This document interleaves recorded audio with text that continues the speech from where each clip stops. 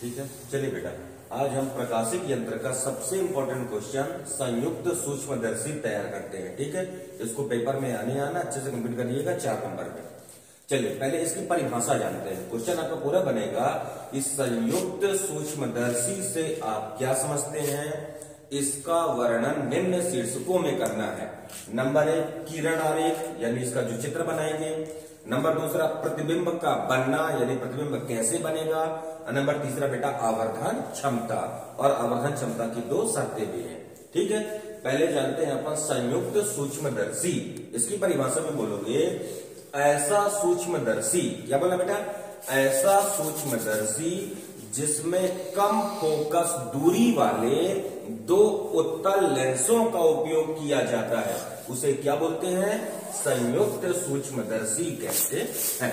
Clear, एक बार फिर से परिभाषा पढ़ते हैं कि ऐसा सूक्ष्मदर्शी जिसमें कम फोकस दूरी वाले 2 उत्तल लेंस का उपयोग किया जाता है, उसे क्या बोलते हैं बेटा, संयुक्त सूक्ष्मदर्शी कहते हैं। ठीक, चलिए अब आता है इसका किरण आरेख। बढ़िया से ध्यान दीजिएगा। नंबर 1 है आपका किरण आरेख, यानी इसका चित्र का वर्णन। किरण आरेख, ठीक है। हाँ, यहां पे ध्यान दीजिएगा, कम फोकस दूरी के 2 उत्तल लेंस हैं। अब 2 उत्तल लेंसों का नाम क्या क्या है। जो लेंस वस्तु की ओर होता है, जो लेंस किधर होता है, वस्तु की ओर, उसे हम अभिदृश्यक लेंस क्या बोलते हैं, अभिदृश्यक लेंस। और जो लेंस आंख की ओर होता है उसे हम नेत्रिका लेंस कहते हैं। ठीक है, अब इसमें एक चीज और है, इसमें सदैव अभिदृश्यक लेंस छोटा, अभिदृश्यक लेंस छोटा और नेत्रिका लेंस बड़ा होता है। ठीक है, चलिए चित्र बनाते हैं। ये आपका हो गया अभिदृश्यक लेंस और ये हो गया बेटा आपका नेत्रिका लेंस। दोनों में उत्तल लेंस लेना है। ठीक है, और अभिदृश्यक लेंस छोटा, नेत्रिका लेंस बड़ा।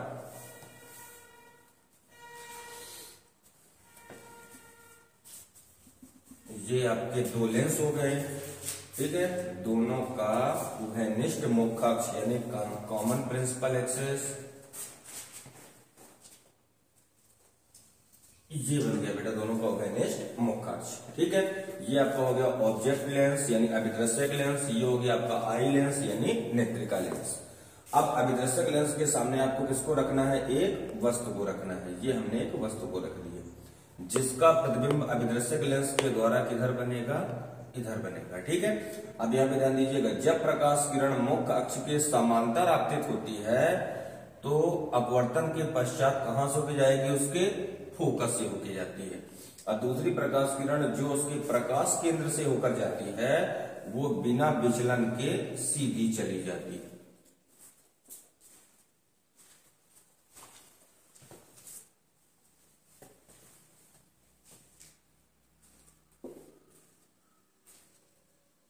ऐसे जहां पे दोनों प्रकाश किरणें मिलेंगी वहीं पे उसका क्या बन जाएगा, प्रतिबिंब।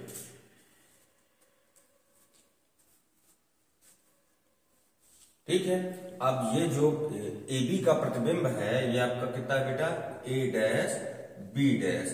A डैश B डैश नेत्रिका लेंस के लिए काहे का कार्य करेगा, वस्तु का कार्य करेगा, जिसका अंतिम प्रतिबिंब कहां पर मिलेगा आपको, ये सीधी लाइन है।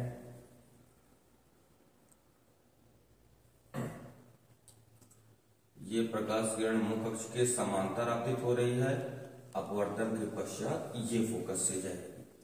ठीक है, इसके प्रकाश केंद्र से जो जाएगी वो बिना विचलन के सीधी चली जाएगी और यहां से देखने पर आपको प्रतिबिंब दिखेगा और इसका अंतिम प्रतिबिंब आपको मिलेगा स्पष्ट दृष्टि की न्यूनतम दूरी पर, इधर।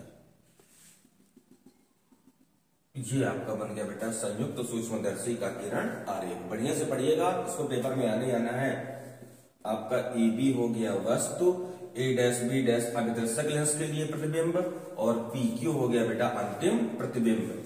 अंतिम प्रतिबिंब के द्वारा निर्मित दर्शन कोण आपका कितना है, बीटा। वस्तु के द्वारा बना दर्शन कोण कितना है आपका, अल्फा। करेक्ट, ये हो गया आपका किरण आरेख। अच्छे से ध्यान दीजिएगा, किरण आरेख में केवल नाम बताना है आपको। क्या लिखोगे बेटा, इसमें O अभिदृश्यक लेंस क्या है, इसमें O अभिदृश्यक लेंस है, E नेत्रिका लेंस है, ए बी वस्तु है और पी क्यू अंतिम प्रतिबिंब है। ठीक है, यानी O object lens, E eye lens, A B object and P Q final image. इतना क्लियर हो गया। अब इसके बाद आपको क्या दूसरा नंबर क्या है बेटा आपका, प्रतिबिंब का बनना। प्रतिबिंब का बनना, ठीक है। प्रतिबिंब का बनना कैसे लिखेंगे, ध्यान दीजिएगा। प्रतिबिंब का बनना केवल 2 स्टेप में करना है। अब 2 स्टेप क्या क्या है, दोनों लेंसों के काम, यानी पहले अभिदृश्यक लेंस का काम बता दें, फिर नेत्रिका लेंस का काम बता दें। पूरा प्रतिबिंब का बनना क्लियर कैसे, ध्यान दीजिएगा। अभिदृश्यक लेंस द्वारा क्या लिखोगे, अभिदृश्यक लेंस द्वारा वस्तु ए बी का प्रतिबिंब ए डैश बी डैश पर बनता है। एक स्टेप क्लियर। अभिदृश्यक लेंस ओ के द्वारा वस्तु ए बी का प्रतिबिंब ए डैश बी डैश पर बनता है तथा ए डैश बी डैश नेत्रिका लेंस ई के लिए वस्तु का कार्य करेगा। ठीक है बेटा, यानी ए डैश बी डैश नेत्रिका लेंस ई के लिए काहे का कार्य करेगा, वस्तु का कार्य करेगा। अब यहाँ पे आपको कलाकारी करना है, यानी नेत्रिका लेंस ई को खिसकाना है। क्या करना बेटा, नेत्रिका लेंस ई को खिसका कर इस प्रकार व्यवस्थित करो कि ए डैश बी डैश उसके प्रकाश केंद्र और फोकस के बीच में आ जाए। कहां पे आ जाए, यानी ए डैश बी डैश को, मतलब आपको नेत्रिका लेंस ई के प्रकाश केंद्र और फोकस कहां रखना है, बीच में, जिस कारण अंतिम प्रतिबिंब स्पष्ट दृष्टि की न्यूनतम दूरी पर PQ के रूप में बनता है। ये हो गया आपका प्रतिबिंब का बनना। एक बार मैं फिर रिपीट करूंगा, ध्यान दीजिएगा। अभिदृश्यक लेंस O के द्वारा वस्तु AB का प्रतिबिंब A डैश B डैश पर बनता है। A डैश B डैश नेत्रिका लेंस E के लिए वस्तु का कार्य करेगा, अतः नेत्रिका लेंस E को खिसका कर इस प्रकार व्यवस्थित करोगे कि A डैश B डैश उसके प्रकाश केंद्र और फोकस के बीच में आ जाए, जिससे उसका अंतिम प्रतिबिंब स्पष्ट दृष्टि की न्यूनतम दूरी पर PQ के रूप में बनता है। ये जो PQ है नेत्रिका लेंस E की स्पष्ट दृष्टि की न्यूनतम दूरी है। क्लियर हो गया। चलिए अब आता है नंबर 3, आवर्धन क्षमता। नंबर 3 में जानते हैं बेटा अपन आवर्धन क्षमता। ठीक है, यानी मैग्नीफाइंग पावर। पहले इसका फार्मूला जानते हैं, ध्यान दीजिएगा। सूक्ष्मदर्शी है तो सूक्ष्मदर्शी की शर्त क्या है, वस्तु को कहां रखना है, स्पष्ट दृष्टि की न्यूनतम दूरी पर। तो परिभाषा में क्या लिखोगे आवर्धन क्षमता में कि अंतिम प्रतिबिंब द्वारा बना दर्शन कोण, अंतिम प्रतिबिंब द्वारा बना दर्शन कोण और स्पष्ट दृष्टि की न्यूनतम दूरी पर रखी वस्तु द्वारा बने दर्शन कोण के अनुपात को संयुक्त सूक्ष्मदर्शी या कि सूक्ष्मदर्शी की आवर्धन क्षमता कहते हैं। परिभाषा क्लियर। एक बार फिर से परिभाषा को रिपीट करते हैं। अंतिम प्रतिबिंब द्वारा बना दर्शन कोण और स्पष्ट दृष्टि की न्यूनतम दूरी पर रखी वस्तु द्वारा बने दर्शन कोण के अनुपात को सूक्ष्मदर्शी की आवर्धन क्षमता कहते हैं। इसे यम से प्रदर्शित करते हैं। तो यम बराबर अंतिम प्रतिबिंब के द्वारा कितना कोण बन रहा है, बीटा। तो यम बराबर कितना जाएगा बेटा आपका, बीटा बटे वस्तु के द्वारा कितना कोण बन रहा है, अल्फा। तो बीटा बटे अल्फा। ये हो गया अंतिम प्रतिबिंब द्वारा बना दर्शन कोण और ये हो गया स्पष्ट दृष्टि की न्यूनतम दूरी पर रखी वस्तु द्वारा बना दर्शन कोण। अब लिखेंगे चूंकि बीटा व अल्फा के मान बहुत ही कम है। क्यों कम है, क्योंकि ये बेटा सूक्ष्मदर्शी है। जब वस्तु का आकार बहुत सूक्ष्म होगा तो उसके द्वारा बनाए गए दर्शन कोण का मान भी क्या होगा, कम। चूंकि बीटा व अल्फा के मान बहुत ही कम है, अतः बीटा बराबर 10 बीटा और अल्फा बराबर 10 अल्फा। क्यों 10 लेना है, क्योंकि 10 ऐसा त्रिकोणमितीय अनुपात है जिसका मान इंफिनिटी से माइनस इंफिनिटी के बीच में होता है, या कि माइनस इंफिनिटी से इंफिनिटी के बीच में होता है। तो बीटा की जगह कितना प्लेस कर दोगे बेटा, m बराबर बीटा की जगह लिखोगे 10 बीटा, अब बटे अल्फा की जगह 10 अल्फा। इसको मान लीजिए समीकरण नंबर 1। करेक्ट है। अब इन दोनों के मान निकालते हैं। यहां पे ध्यान दीजिएगा, लिखेंगे पहले समकोण त्रिभुज A dash B dash E में। समकोण त्रिभुज कौन सा लेना है आपको, A dash B dash E में। ठीक है, चित्र में देखते जाइएगा। 10 बीटा बराबर लंब बटा आधार होगा, यानी A dash B dash A dash B dash बटे कितना आ जाएगा आपका ई बी डैश। ये tan बीटा का मान मिल गया। ठीक है, दोबारा समकोण त्रिभुज लेना है आपको ए बी ओ। क्या लेना है समकोण त्रिभुज? समकोण त्रिभुज ए बी ओ में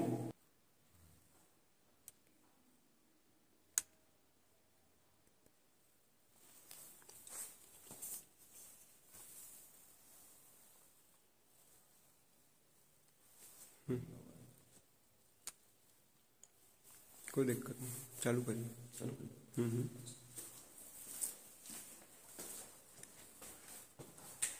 हाँ चलो बेटा, अब लेते हैं अपन समकोण त्रिभुज ए बी ओ में। ये वाला समकोण ध्यान दीजिएगा, ए बी ओ में कोण कितना बन रहा है?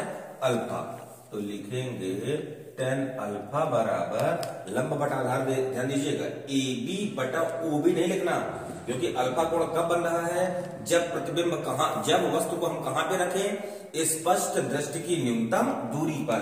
तो tan अल्फा बराबर आपका आ जाएगा ए बी, अब बटे दूरी में लिखना है बेटा माइनस डी। ठीक है, जहां पे डी स्पष्ट दृष्टि की न्यूनतम दूरी है और माइनस चिन्ह क्या प्रदर्शित कर रहा है कि जो हम दूरी माप रहे हैं ये प्रकाश किरण की विपरीत दिशा में। करेक्ट है। इन दोनों मान को हम समीकरण 1 में रखें। जब समीकरण 1 में रखेंगे तो यम बराबर कितना होगा आपका? ध्यान दीजिएगा,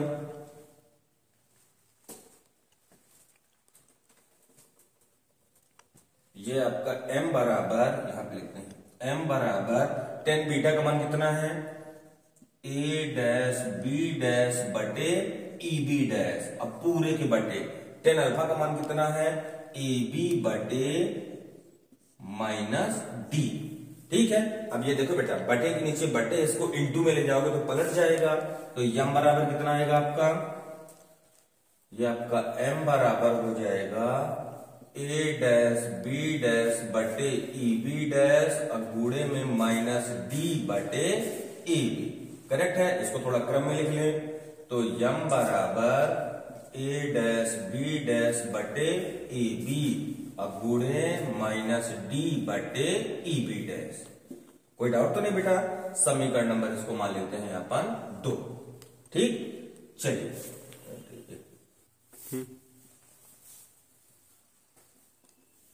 ठीक है बेटा, इसको मानते हैं समीकरण नंबर 2। अब ध्यान दीजिएगा, अब आपको दो समकोण त्रिभुज लेना है। चित्र में देखो बेटा, समकोण त्रिभुज कौन कौन है? दो समरूप त्रिभुज लेना है। समरूप त्रिभुज कौन कौन है? A dash B dash O और दूसरा समरूप त्रिभुज कौन है बेटा? A B O. समरूपता की शर्त कैसी? इसके दो कोण बराबर होने चाहिए। तो देखो बेटा, यहां पे कौन सा कोण बन रहा है? अल्फा। और यहां पे भी कौन सा कोण बनेगा? अल्फा, क्योंकि दोनों हमारे संगत कोण हो गए। ठीक है, और यहाँ पे समकोण बनेगा नहीं, यहाँ पे 90 बनेगा और यहाँ पे 90 बनेगा। तो किसी त्रिभुज के दो कोण बराबर हो जाए तो तीसरा अपने आप बराबर होगा। क्यों? क्योंकि त्रिभुज के तीनों कोणों का मान कितना होता है? 180 अंश। ठीक है, तीनों कोणों का योग। तो जब ये दोनों त्रिभुजों के तीनों कोण बराबर हो जाए तो दोनों त्रिभुज क्या है बेटा? समरूप। लिखेंगे चूंकि त्रिभुज ए डैश बी डैश ओ समरूप है त्रिभुज ए बी ओ के। ठीक, अब शर्त क्या है कि दो समरूप त्रिभुजों की संगत भुजाएं अनुपातिक होती हैं। अब दो समरूप त्रिभुज कौन है? A dash B dash O और ए बी ओ। इनकी जब संगत भुजाएं अनुपातिक करेंगे, मतलब लंब बटा लंब बराबर आधार बटा आधार। तो इसका लंब कितना बेटा? देखो भला, ए डैश बी डैश, तो ये आपका हो जाएगा ए डैश बी डैश बटे इसका लंब कितना है? ए बी बराबर इसका आधार कितना है? O B dash. सब दूरियों को बेटा आपको ओ से मापना है, ध्यान दीजिएगा, बटे इसका आधार कितना है? O B. ठीक, अब समीकरण 2 में मान भर दो। तो समीकरण 2 में देखो कितना लिखा? समीकरण 2 ए डैश बी डैश बटे ए बी, और अभी अभी हमने ए डैश बी डैश बटे ए बी का मान कितना निकाला है? ओ बी डैश बटे ओ बी। लिखेंगे अतः समीकरण 2 से, क्या लिखोगे बेटा? समीकरण 2 से। तो इसका मान भरना है, तो ध्यान दीजिएगा, m बराबर ए डैश बी डैश बटे ए बी, इसकी जगह कितना आ जाएगा आपका? ओ बी डैश बटे O B. O B dash बटे ओ बी। करेक्ट है, ये m का मान मिला। अब इनकी दूरियों को मापना है। जब दूरियों को मापेंगे तो ध्यान दीजिएगा, हाँ एक बार चित्र में थोड़ा सा फिर से ध्यान देते हैं। O के लिए AB क्या है? वस्तु। ए डैश बी डैश क्या है? प्रतिबिंब। ई के लिए ए डैश बी डैश क्या है बेटा? वस्तु है। करेक्ट है। चलिए दूरी मापते हैं, लिखेंगे चूंकि ओबी डैश बराबर, यहां पे ध्यान देना, चूंकि ओबी डैश बराबर, अब ओ के लिए ये प्रतिबिंब है ना, तो ओबी डैश बराबर कितना होगा बेटा? VO। क्या होगा? VO, जहां पे भी प्रतिबिंब की दूरी है। ठीक है। अब ये देखो, ये प्रकाश किरण की दिशा में जा रहे हैं, इसलिए धनात्मक लिए। ठीक है। इसी प्रकार OB का मान निकालो, OB बराबर, अब देखो O के लिए AB वस्तु है ना, तो OB बराबर कितना जाएगा? -UO। ठीक है। क्यों -UO लिए? क्योंकि प्रकाश किरण की विपरीत दिशा में हो। अब ये तो -D पहले से है, अब EB डैश का मान निकालते हैं। EB डैश बराबर माइनस, इसके लिए ये वस्तु है ना, तो EB डैश बराबर -UE। ठीक है। ये तीनों मान यहाँ पे भर दो तो M का मान मिल जाएगा। लिखेंगे अतः M बराबर, ठीक है, यहाँ पे लिखते हैं, अतः M बराबर कितना हो जाएगा बेटा? OB डैश बटे OB, यानी कितना होगा? देखो वाला, VO बटे -UO गुणे -D बटे -UE। ठीक है। भर दिए, यहां पे माइनस से माइनस कैंसिल, जो बचा आंसर। तो M बराबर कितना बचा आपका? इधर आपका M बराबर बचा VO बटे -UO गुणे D बटे UE। माइनस ऊपर लगा देते हैं, तो -VO बटे UO गुणे D बटे UE। ये आ गया बेटा आपका संयुक्त सूक्ष्मदर्शी की आवर्धन क्षमता का सूत्र।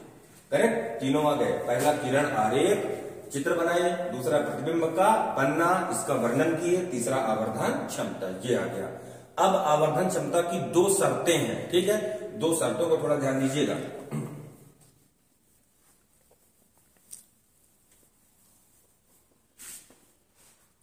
चलिए, पहली शर्त क्या बोला है? पहली शर्त है कि आवर्धन क्षमता आपको निकालना है जब प्रतिबिंब स्पष्ट दृष्टि की न्यूनतम दूरी पर बने। तो पहली शर्त में क्या लिखेंगे? जब प्रतिबिंब स्पष्ट दृष्टि की न्यूनतम दूरी पर बने। कहां पर बने बेटा? न्यूनतम दूरी पर बने। ठीक है। और जब प्रतिबिंब स्पष्ट दृष्टि की न्यूनतम दूरी पर बनेगा तो सारी दूरियों को कहां से मापना है आपको? नेत्रिका लेंस से। तो लिखोगे बेटा लेंस सूत्र से। लेंस सूत्र क्या होता है? 1/f बराबर 1/v माइनस 1/u। ठीक है। सब दूरियों को नेत्रिका से लेना है, तो यहां पे ध्यान दीजिएगा, 1/f की जगह आएगा FE। FE क्यों लिए? क्योंकि नेत्रिका लेंस में कौन सा लेंस उपयोग किया है अपन? उत्तल लेंस। उत्तल लेंस की फोकस दूरी क्या होती है? धनात्मक, बराबर माइनस का 1/d, क्योंकि प्रतिबिंब कहां पर बन रहा है? स्पष्ट दृष्टि की न्यूनतम दूरी पर। अब माइनस वस्तु की दूरी को -UE लिखोगे तो 1/-UE, माइनस माइनस प्लस, यह आपका हो जाएगा 1/FE बराबर -1/d प्लस 1/UE। ठीक है। दोनों पक्ष में d का गुणा कर दो। जब दोनों पक्ष में d का गुणा करेंगे तो कितना आएगा बेटा? d/FE बराबर -1 प्लस d/UE। तो d/UE का मान निकालना है, माइनस 1 को इधर ले आओ, तो d/UE बराबर -1 इधर प्लस का हो जाएगा, तो 1 प्लस d/FE। ठीक है। अब इस d/UE के मान को आपको यहां पे रखना है। ठीक है। लिखेंगे अतः m बराबर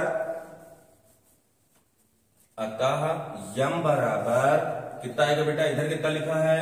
-VO/UO इंटू d/UE का ये मान निकाल लिए हैं। कितना d/UE का मान? 1 प्लस d/FE। तो ये आपका हो जाएगा 1 प्लस d/FE। ये आ गया आवर्धन क्षमता। कब? जब प्रतिबिंब कहां पर बने? स्पष्ट दृष्टि की न्यूनतम दूरी पर। ठीक। ये आवर्धन क्षमता कब आ गई बेटा? जब प्रतिबिंब स्पष्ट दृष्टि की न्यूनतम दूरी पर बने। अब इस शर्त पे ध्यान दीजिएगा, कभी कभी ये पूछ लेता है कि जब प्रतिबिंब स्पष्ट दृष्टि की न्यूनतम दूरी पर बने तब सूक्ष्मदर्शी के नली की लंबाई कितनी होगी? ठीक है। पहले नली की लंबाई के बारे में जानते हैं। किसी भी प्रकाशिक यंत्र के नली की लंबाई उसके अभिदृश्यक लेंस और उसके अभिदृश्यक लेंस और नेत्रिका लेंस के बीच की दूरी होती है।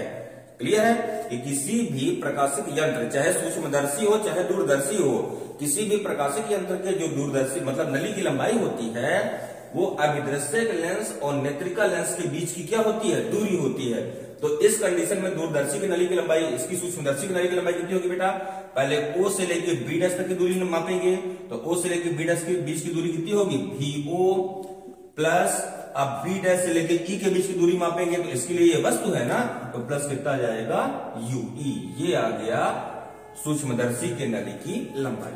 करेक्ट है। अब दूसरी कंडीशन इजी है। दूसरी कंडीशन में प्रतिबिंब कहां पर बने, आपका अनंत पर बने। ये भी कई बार पूछा जा चुका है। ठीक है, दूसरी कंडीशन है जब प्रतिबिंब अनंत पर बने, अनंत पर बने। तो सबको पता है बेटा कि प्रतिबिंब अनंत पर कब बनता है, जब वस्तु कहां होती है, फोकस पर, यानी UE बराबर कितना होता है, UE बराबर FE। यदि वस्तु को हम फोकस पर रखते हैं तो प्रतिबिंब कहां पर बनेगा, अनंत पर। अतः यम बराबर, यहां पे देखो, अतः यम बराबर कितना हो जाएगा, -VO बटे UO घोड़े D बटे कितना लिखा है, UE, और UE किसके बराबर मानना है, FE के। तो UE की जगह कितना आ जाएगा आपका, FE। ये आ गया जब प्रतिबिंब कहां पर बने, अनंत पर बने, तब की आवर्धन क्षमता। अब इस स्थिति में सूक्ष्मदर्शी के नली की लंबाई कितनी होगी, केवल हमें UE की जगह कितना कर दिए हैं, FE, तो यहां पे भी UE की जगह क्या कर देंगे, FE। तो इस स्थिति में सूक्ष्मदर्शी की नली की लंबाई कितनी हो जाएगी, VO प्लस FE। ये आ गया आपका संयुक्त सूक्ष्मदर्शी पूरा कंप्लीट। इसको अच्छे से कंप्लीट करना है। संयुक्त सूक्ष्मदर्शी और खगोलीय दूरदर्शी, इन दोनों में से कोई एक क्वेश्चन पूछा जाएगा। ठीक, संयुक्त सूक्ष्मदर्शी पूरा कंप्लीट हो गया। इसमें किसी को भी कहीं पे भी डाउट हो, आपको इसमें कमेंट करके या मेरे को कॉल करके पूछ लेना है। ठीक।